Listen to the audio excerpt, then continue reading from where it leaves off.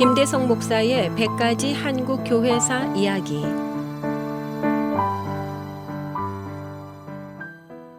목요일에 만나는 5분 칼럼 100가지 한국 교회사 이야기 63번째 시간입니다. 오늘은 낄낄빠빠와 신앙이란 제목의 이야기를 이어가겠습니다. 낄낄빠빠라는 말이 있습니다. 학생들이 은어처럼 쓰는 말인데 낄 때는 끼고 빠질 때는 빠지라는 뜻의 줄임말입니다. 어른들이 사자성어를 사용하듯 문자나 인터넷 통신에서 자주 볼 수 있는 표현입니다.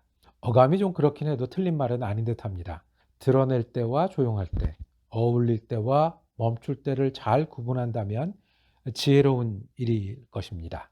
대인관계나 사업이든 자기관리에 있어서 한마디로 남는 장사를 할 수 있을 것입니다. 그런데 사람마다 끼고 빠지는 일이 꼭 같지는 않습니다. 만약에 신앙이 그 삶의 원리가 된다면 여러 순간에 다른 끼고 빠지는 선택을 할 것입니다. 신앙은 남는 장사보다는 옳은 선택을 위하여 때로는 고통스러운 인내나 순교를 각오한 모험을 자처하게 하기 때문입니다. 안길선 목사는 만주 용정지역교회 목사였습니다. 함경북도 출신인 그는 20살에 경술국치를 경험하면서 민족교육과 복음화를 위해 일생을 살기로 결심했습니다. 신학교에서 수학하던 중 신사참배 겁으로 퇴교당하기도 하면서 어렵게 목사가 되었습니다. 일할 수 있는 교회를 찾아 한반도를 떠나 만주 용정의 동산교회 목사가 되었지만 거기에서도 신사참배 거부와 민족을 위한 설교로 1년 만에 사직해야 했습니다.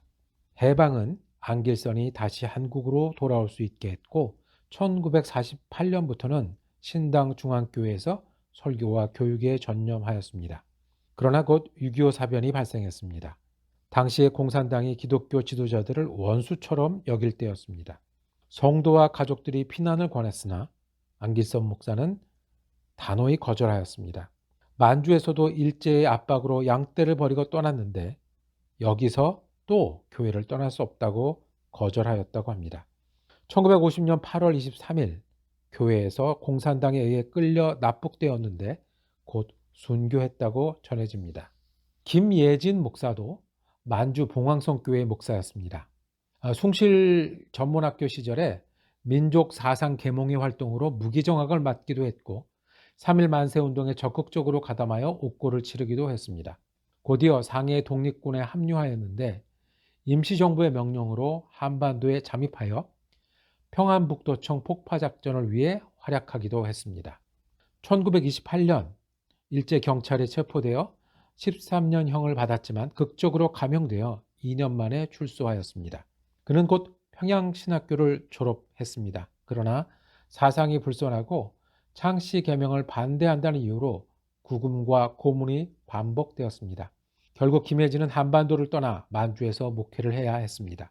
만주에서도 김혜진은 뜨거운 민족애와 항일정신을 설교하였고 급기야 일제는 설교권을 박탈하고 목사직에서 강제 사퇴하게 했습니다.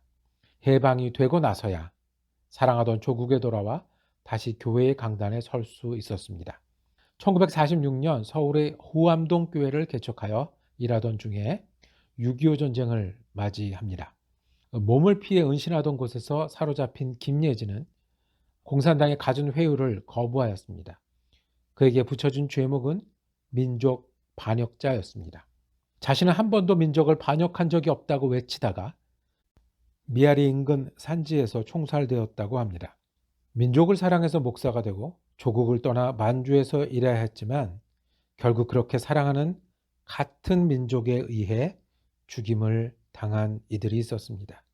낄 때와 빠질 때가 다른 이들과 달랐던 일생이었습니다.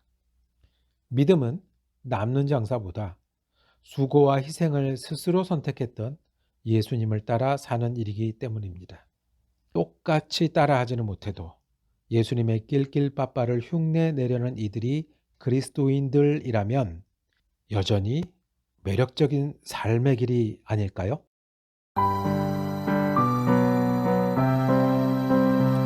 지금까지 사랑 커뮤니티 교회를 섬기시며 매코믹 신학교 겸임 교수인 김대성 목사의 100가지 한국 교회사 이야기였습니다.